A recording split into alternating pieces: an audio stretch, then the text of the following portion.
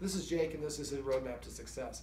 I have a couple more treats here. This is to keep you in the shot for a little while. So basically, I think that Jake's issue here, he's practicing being a guard dog. Like I said in the other video, the window here kind of is a little bit above, and you see him right there. But it's easy to distract him with the treat, and that's why I showed Guardians a focus exercise. Focus. Focus. So basically, first thing I'm going to talk about is maintenance, is what we call it, which is changing the environment. If we practice with him 6 hours every day, but every day when we're at work, he spends 8 hours barking at the windows, we're never getting back to zero. So what I recommend the Guardians do is go to like Kinko's or Pet or Office Max or one of those places that does printing. Usually they have a roll of paper that's 3 feet long, 3 feet wide, and you can make it as long as you want. Get white paper like that and put it on the inside, basically outside. Jake, sit. I'm more worked up. There's a dog here. Jake, come here.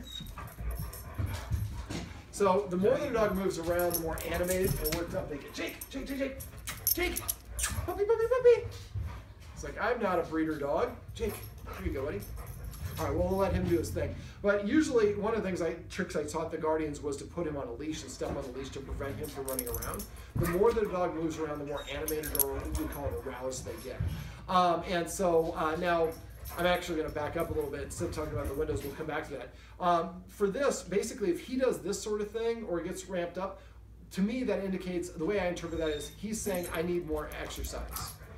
So we went over a couple different ways we can exercise. Luckily, he likes to play fetch. So we can take him outside and play fetch. So anytime that he starts being rambunctious or getting in trouble, we should interpret that as not him getting in trouble, but that he needs more exercise. Take him outside, spend 5 or 10 minutes playing fetch, bring him back inside. He'll be nice and pooped. He'll lay down on his bed. He'll relax. And we'll maintain that. So what I would recommend we do is we create there we go, buddy. Yes, I'm gonna block you from running away anymore. Here you go. So what I would recommend is doing an exercise journal. Write down the date at the top, and just get like a spiral notebook. Write the date at the top, and then write the time 7:09. Fetch 25 times outside. Count the number of fetches, and then maybe 10:15. Start barking at the window, and then 11 o'clock. Took him out for a 10-minute walk. 1:15, played the laser game or played fetch in the hallway or whatever it is. Write down all of the problems, the behavior issues that he does that are specific and the time they occur, as well as the exercise and the number of repetitions. And then at the end of the day, grade him. Okay, Jake, that was B-. Next day, we're going to do 10 more fetches per fetch, or we're going to play with the laser a little bit longer, go for a longer walk, or whatever it is. We're going to keep on playing with the variables until we eventually find a combination where he is nice and relaxed. It wasn't until about an hour and a half in the session before he laid down and put his chin down for the first time. He is a higher energy dog. He needs a minimum of an hour's worth of exercise a day. And running around the backyard chasing and yelling at cars and squirrels and stuff that doesn't really count. It is a little stimulating for him, but we'd like more structured exercise. So we just went over how, the video above talks about a structured walk. We went outside. The Guardian had a lot more control with the martingale collar. So I think this is going to help, and we're getting nicer weather here in Nebraska, so she can start exercising more often. But play around with that. Keep the exercise journal for about 2-3 weeks. And if we have a change of season or school gets out, maybe when that new adjustment period happens, we keep an exercise journal for a week or two, and you start seeing, okay, well, he seems to get in trouble when it's gone longer than 2.5 hours since he's got exercise. So now we're going to start exercising every 2 hours and 15 minutes. Now, he's almost 3, and then he'll mellow out a little bit more, and so he won't need as much exercise. But burning off exercise is going to be a great way to help him behave a little bit better. And the leash timeout that I talked about, we do not ever want to use that if we haven't given him good exercise. If he gets boisterous and we ask ourselves, has it been longer than like 10 minutes since we exercised him? And if it has, then instead of doing the leash timeout, we want to take him out and play fetch, throw the frisbee, whatever it is. Okay, getting back to the windows for maintenance. We don't want him to practice looking out the window and barking at dogs passing by and in the neighborhood and all that fun stuff all day long. So what I'd recommend do is go to Kinko's or Office Max or one of those places that does printing and measure your window, put it on the inside of the window, or in this case, looking at it on the outside of the window, but in the window jamb. So that way it's not exposed to the elements. The light paper will allow some light to come into it so it won't be completely black, but it'll stop right there is where the bar is. So that way he can't look out and see the other dogs and all the things that he's reacting to, because that's just practice at being unbalanced. So we do it this window, there's 2 windows here and here, we call this a Roman blind. And that one, the window in the front of the house or that side of the house, I might go a little bit above the window jamb as well, because that's a little bit lower than this one. We don't want him to be able to stand and look out. And even if he starts standing on his hind legs, we might have to make it a little bit higher. So that's maintenance. We also talked about rules and structure. Exercise is going to help him behave better, but it's not going to solve the behavior problems. So I want to flip the leader-follower dynamic, and I started doing that by showing the guardians simple rules that they can enforce. For dogs, getting petted for no reason is something that really only the leader dogs get. And so if I pet him when he demands attention, or if anytime he nudges me, or for no reason, then I'm telling him that he is the leader. So I practice what I call petting with a purpose. So I'd like the guardians, anytime they want to pet him, even if they just want to pet him, or if he's nudging me, for sure. If I pet him when he nudges me, I'm telling him, yes, you're the boss and you tell me what to do. So if I want him to sit, I usually use this hand motion. Sit. And I like to pet under the chin, like I mentioned, and I'm going to say just the word sit. I'd like the guardian to make a list of all the command words, and we're going to say the word vocabulary if we hear somebody else in the house saying come here instead of come. By consolidating into a single command word for each command action, it makes it a lot easier for Jake to understand what we're saying and to listen for the right words. Now, for the rules let's start talking about the rules. One of the first rules I suggest is no furniture. Because for a dog, the higher they sit, the more rank or status they have, and that's usually because that dog's in charge of security, which is, I think, what Jake's decided, that he doesn't know what he could do to make his humans happy, so he's decided sit, that he's going to be a security dog.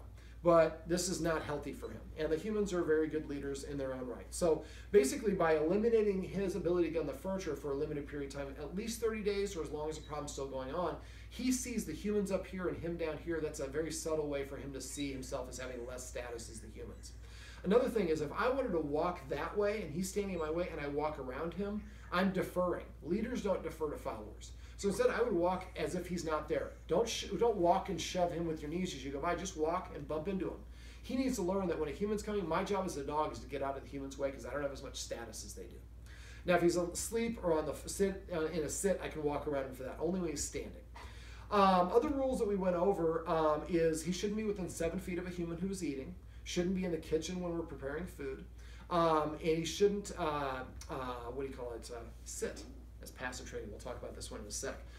He should have to sit before we let him out the door. If I go to the door and I tell him to sit once, sit, then I would open the door if he sits within 3 seconds. If he doesn't sit, I walk away. I don't say it multiple times. The more you say it, the less you mean it. We have a watchword for that, rerun or repeat. So if one of the guardians hears the guardian saying sit, sit, sit, we say repeat, and they do it once. Down. I would say crash, that's my word, but your word is down. Okay, so let me see. So at first, whenever he sits down, we open that door. But if I go to the door and say sit and he doesn't sit, then I close. Then I walk away, wait 1 minute somewhere else, sitting down. I need to be sitting down. After 1 minute, go back and ask Siri to give you a 60-second timer. After 1 minute, go back to the door and give him another order. Sit. If he doesn't sit this time, then I walk away for 2 minutes, then for 4 minutes, then for 8 minutes. I know, it's going to be tough. But sitting is a more subordinate position for a dog, and this could be a way of saying please or thank you. So if he learns the only way I'm going out that door is by sitting, then I have to ask the humans, and I have to pay for the privilege of going outside. And this is a great way to train your dog without using treats, by putting something the dog wants to do in front of something you ask it to do. So if I want to sit, I want to go outside, I have to sit. And as soon as you say sit and he sits, we open that door and let him out like there's remote control in his butt. But he doesn't sit the first time, I'll walk away for 1 minute, second time for 2 minutes, next time for 4 minutes, next time for 8 minutes. I keep on doubling the length of time until he does what I want him to do. Let me see, or until he, and then as soon as he does, then the door opens. Start with him inside first, but eventually do it with both directions. Also on walks, practice sitting every time you come to a street corner. It's another good opportunity. Practice the exercise that I showed you off camera at the door, jiggling the handle, and he has to stay, tell him to sit when you get to the door, jiggle the handle. If he gets up, tell him to sit again. Keep on doing that one step over and over until he stays seated. And then the next step is just pop that door open just a little bit, then a little bit more, a little bit more. We want to teach him just because the door opens doesn't mean you have permission to go out. We also went over petting with a purpose, like I just said, is we're going to ask the dog, even if I just want to pet him, he's not doing anything to demand it, I'm still going to ask him to sit. And when I pet him, or pet him under his chin, he might need to go take a potty break right now. So we're pet him under his chin and just say the word sit. Don't say good sit. Don't say the dog's name. Just say the command word. Saying good dog doesn't hurt your dog, but it doesn't help. Saying the command word when they do the action does, because it creates a positive association. Okay, and that also leads me to passive training, which I've been talking about. Passive training is simply recognizing and rewarding the dog every time it engages in a desired action or behavior. Most of us train our dogs to do the wrong thing. Because when we give the dogs our attention, when it chews something up, or it barks at somebody, or it jumps up, or it steals something on the counter, we train our dogs to actually misbehave. Because for dogs, good attention from us and bad attention from us, it's still validated and get our attention. So instead, what we're going to do is we're going to give him a counter order. That's petting with a purpose, excuse me. So every time he comes on his own, I'm going to pet him and say, come. Every time I see him sit, I'm going to pet him and say, sit. Again, preferably under the chin, but anywhere we want, except for never patting on top of the head. And saying just the command word. Same thing for, he doesn't lie down very well in command. Well, if every time he lays down, we pet him and say down, then after a while, he's going to do that more and more frequently, because that's a good way to get a human's attention. And we say the word reward. So if somebody says reward to me, I look at the dog, and whatever the dog's doing, I pet it and say it. Don't ask the person, because you only have 3 seconds. You only have 1 second at this point. So if somebody says reward, I turn to the dog. If he's standing, I pet him and say come, because I'm assuming he just came. If he's sitting, I'm going to pet him and say sit. Laying down, pet him and say down, whatever it is. And if he brings you a specific toy consistently, maybe you say, otter, skunk, ball, stick, whatever it is, you can name your toys. And that's also great for the dog. And you say, no, I said get the stick, not the otter. And so again, we create that vocabulary, which makes it easy for the dogs. One of the things of vocabulary, speaking of which, I like to do command actions. So if the dog's on the couch, what I would do is touch his nose with a treat and then drop it on the floor about 3 feet away. When he jumps down to get it, I would say the word off. Remember, anytime you give a treat, the dog should hear the command word after it goes into their mouth. And now I've put off into a positive connotation. And after a while, he's willing to get off to get that treat. I can say off, and he'll get down to get the treat. Remember, I tossed the treats over here for the dog bed and said Harley every time he got on the dog bed. The first way I do is I toss them. Second way I do is just leave one there and just observe. Don't point it out. Wait for him to find it, and then say Harley after he licks it up. And after a while, after he starts going there on his own, if you don't have a treat, he just goes and lays down, say Harley. And if you can get up and go pet him, that'd be better. But even if you just say the word Harley every time he goes on there, that builds that association. Eventually, we can say Harley, and he goes over there. He's barking at the door. We say Harley. He runs over here. So every time you take him outside, leave a treat on the dog bed, and then sit in here and just watch and wait and say the word Harley. Let me see. One thing I didn't go over with the guardians are how to say no, and I'm going to go through that real briefly here. So the very first thing I want to do when I want to disagree with the dog is I make a hissing sound like a cat. I do that because for dogs, it's in their instincts to respond to that. Cats, skunks, snakes, cougars, mountain lions, even bunny rabbits make a hissing sound as a warning. So if I hiss at the dog before it does the wrong thing. So if he's walking over the window and I might hiss before he gets there. Now the hiss works best as a warning before. I translated no, don't do that, or don't even think about doing that.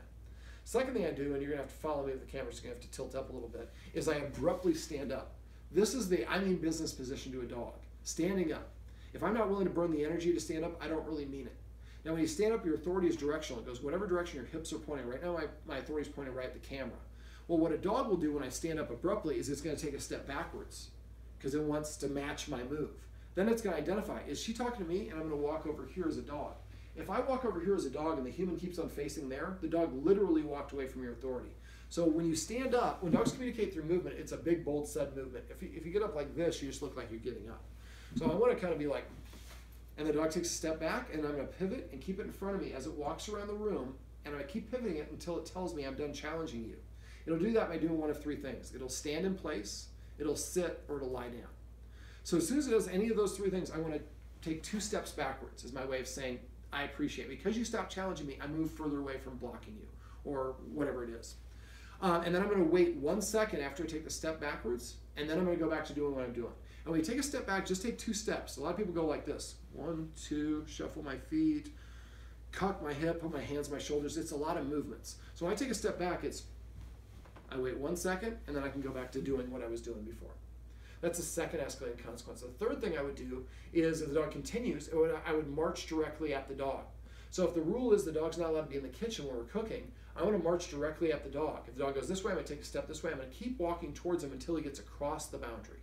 Once he gets across the boundary, I stop enforcing my movement forward at that point. Then I wait 1 second, I take 1 step backwards, left, right, and I stop. The dog will probably try to come in. When he does that, you take a step at him right away, really suddenly. And you'll have to do this back and forth a couple times, but eventually he'll learn every time I cross that line, they rush at me. But only when they're in the kitchen and they're preparing food. When they're not in the kitchen or they're not preparing food, I can go in there. So that's why we don't tell them no. We just, I call it reverse herding. We use the third consequence, moving him out of the kitchen. The only time I wouldn't stop marching at the dog is if he's too close. If I'm eating a snack and the dog's within me, within 7 feet, it's not supposed to be there. So I get up and march at it. If the dog turns away, but it's still at 5 feet, well, you still need to be 2 feet further away. That's why I would continue marching at the dog, and I would stop when I get to the 7-foot boundary. The fourth consequence I have is what I call a leash timeout. And the Guardians we were using a leash because he was just, basically the whole time for the first hour, he was just doing laps. And again, that tells me that he's not getting enough exercise. So if we've exercised him properly and he's being a nuisance, that's when I might put him on the leash and step on the leash. Now when I do this, I usually wait for the dog to sit down on its own. If it spazzes out, throws a temper tantrum, I don't say a word. I don't tell it to sit. As soon as it sits, it'll sit as far away as the leash will allow. It'll be a tense leash. So what I do, if a dog sits here, I take the foot that's on the leash and I slide it and the leash over towards the dog to take the tension off of the leash. Usually a minute later, sometimes several minutes later, the dog will lay down. Now, here, or come, excuse me. Your word is come. So as soon as it lays down and it's calm, then I take my foot off of the leash. At that point, the dog is free and it can walk around dragging the leash. Now, it's dangerous to drag around the leash unsupervised. So we only do this when he's supervised so he doesn't get himself injured. And if a couple minutes later it goes by and he gets rowdy again, we step on the leash as he runs by and we reapply that consequence. Or if a couple minutes go by and he's good, then we detach the leash. And it's not quid pro quo. But what we're saying is if you're going to be defiant, you're going to lose all freedom. I warned you not to do it by hissing at you. You did it anyway, so I stood up. You did it again, so I marched at you. You did it again. You're clearly not listening.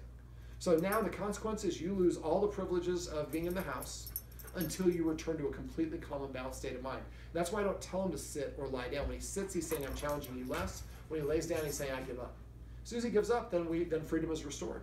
As long as he gives up and he's calm. Let me see, what else? I'd like the Guardians to make sure that they are eating before that they feed him. Dogs eat in the order of their rank. So what I do is I put food in the bowl. I don't allow the dog to eat. Then I eat something in 5 or more bites. A real meal is better, but if it's inconvenient, we feed him a lot earlier, I think, than the Guardians eat. Just put the food in the bowl. Don't let him within 7 feet. Eat a chip or a cracker or something in 5 or more bites. Then give him permission to eat. Now, I give my dogs a command word to eat, and the way I did that is I use passive training. So every time the dog takes a bite of food, maybe you say feast. Well, here's the word feast. There's always food in my mouth. After a while, that creates a connection. Then you can have him sitting and waiting, and you be in the other room, and you just yell out, feast, and you hear him start to jingle, and his tag's hitting the bowl, and he's eating. Delaying gratification, adding in delayed gratification, waiting or sitting and waiting before I throw the ball. Sitting and waiting in a sit before I give you permission to go out the door. All these things help the dog develop self-control. Let me see, directional commands, one last thing, that I mentioned is getting off the couch. The other one I do is I go with 2 treats to every portal, and I go to every bedroom or doorway in the house. Let's say I'm in the bedroom and the hallway's here, and here's the door. Dog's in here with me. I touch his nose with the treat, and I toss it 3 feet out. He runs out and gets it. I would say the word out. He comes back in, I touch, and I toss again. Then I go to the next room, and I do 2 treats there. If you do that in every room in your house, after a while you can say out, and the dog knows, oh, so if I leave the room, you're going to reward me and hook me up. So it's a very beneficial way to a command word to give your dog. Now, when you're giving treats, at first when you're doing it, you want to give a treat every single time that he does the command word. And again, he should get the treat after he does the action and right before he hears the command word.